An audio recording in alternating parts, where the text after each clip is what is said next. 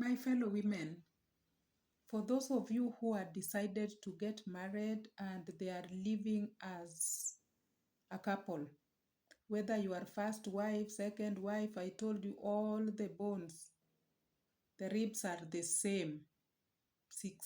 14 are the same, 7, 7, equal measure. There is none older than the other.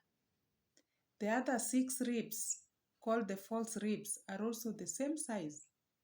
The other 4 floating ribs are also the same size. So whether you are floating, you are a false rib, or you are a true rib, you had decided that you are married, consider that you have to protect your husband by all means.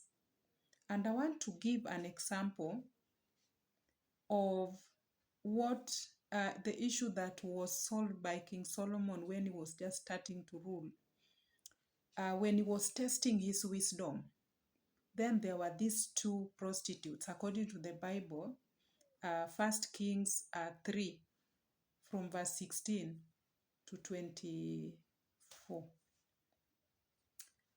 When King Solomon took over, there were these 2 women, and they called themselves prostitutes, who are living together in one house. One gave birth to a baby boy this week, then the following week another one gave birth to another baby boy. Then when they were sleeping in that house, it's written that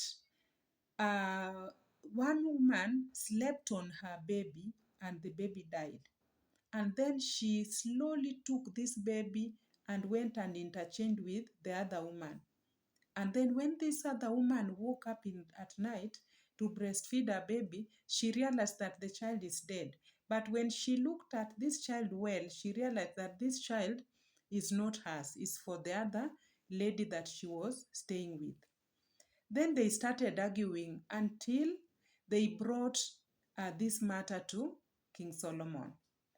Then they started writing statements. The first lady who wrote a statement is the one whose child was still living. That, sir, we have been living together, blah, blah, blah, blah. And then the other one had a very short statement that the child who is living is the one who is mine. Yeah, hata hana statement. Alafu then they started arguing. This one also said the child who is living is the one who is mine. Then Solomon said, let me bring a sword so that I want to cut this living boy into, so that one person can take half of this child, mwingine half. Then you hear the woman who had killed her child, lied on her child and died, said, kata tu so that tuchukue nusu-nusu. But the woman whose child was still alive, she accepted that, King, afadhali, you better leave that child to live with this woman other than killing that child.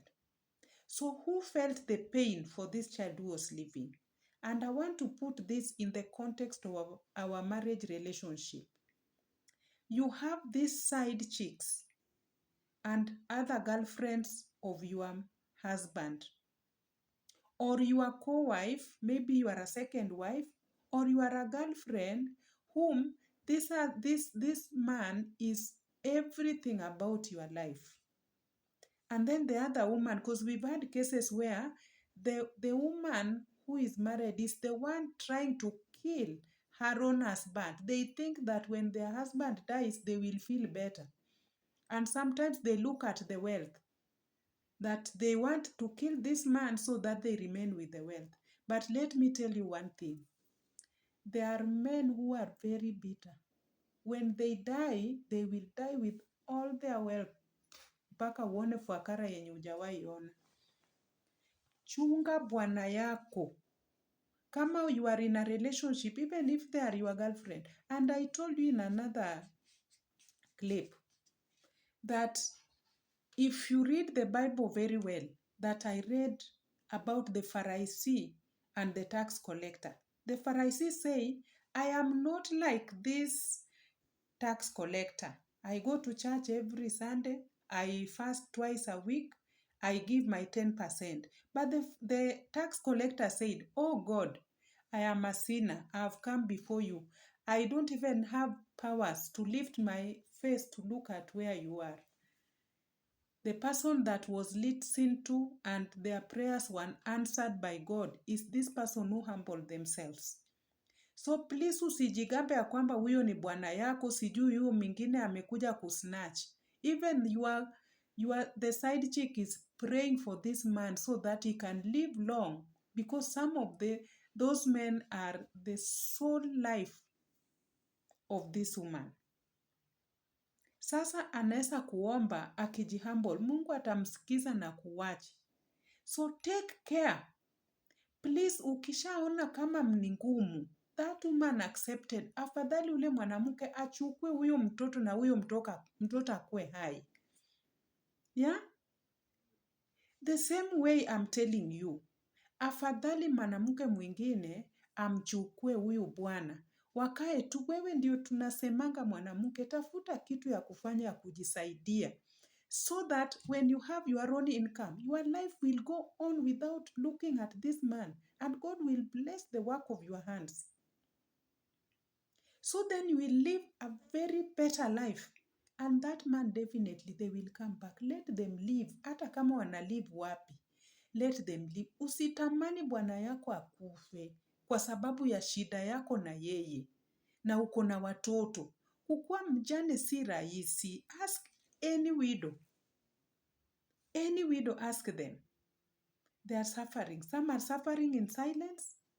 And some will tell you that even if their husband would feature today, even if they are sick and they can just be carried and put somewhere on a wheelchair, they will be more than willing to take care of them when they come back. Because the kind of embarrassment and judgment and undermining that widows goes through, they would really wish that their husbands would be awake. And here is you with a living husband and you are trying to find a way ya kumuua so that ubaki widow. Hautaona mazuri hii dunia. Wacha huyo mwanaume akae hata kwa huyo bibi mwenzako. Lakini akue tu alive. One day they will come back home. Men don't disappear forever. Especially if they have built you in their home, traditional home. They will not go there forever. One day they will come back. Don't mind, even if they come as a coffin, they will come na utawabari with peace.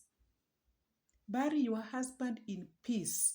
They will leave you with peace and harmony and all the blessings and grace of God. But if your man dies when they are bitter because of your behavior, or you are trying to kill him so that ubaki na mali, hii mali ya dunia usisumbuke nayo. You know, I love what Jesus said. If you get your food that you eat so that you don't stay hungry, and you get a cloth so that you don't walk naked, that one should be enough for you. Please don't try to live a standard of life that you don't deserve. If not, work hard so that you work according to your standard. You know, live according to your standard. But do not try to kill a man. Let your man live. Whether they are living in their girlfriend's house, they are living in your co-wife's home, they are living in town where they are living, whether they are no man's land where they live, sleep with everyone. Let them do all that they want to do. But one day they will come home alive. Do not wish death to happen to your spouse. Usitamani hata moja. Na hata wewe mwanaume, huyu mwanamke mwenye unamdharau, one day they will get someone. They will get another life. When you lose them is when you will realize that ukifungiwa nje na huyu alikuwa anakurushia maneno moja mbili na unaingia unalala hata anakufungulia 7. Utapata mwenye atakufungia nje mpaka urudi kulala nje. Tuchunge. Kama tuko kwa relationship, let us be brothers keepers and wish each other well.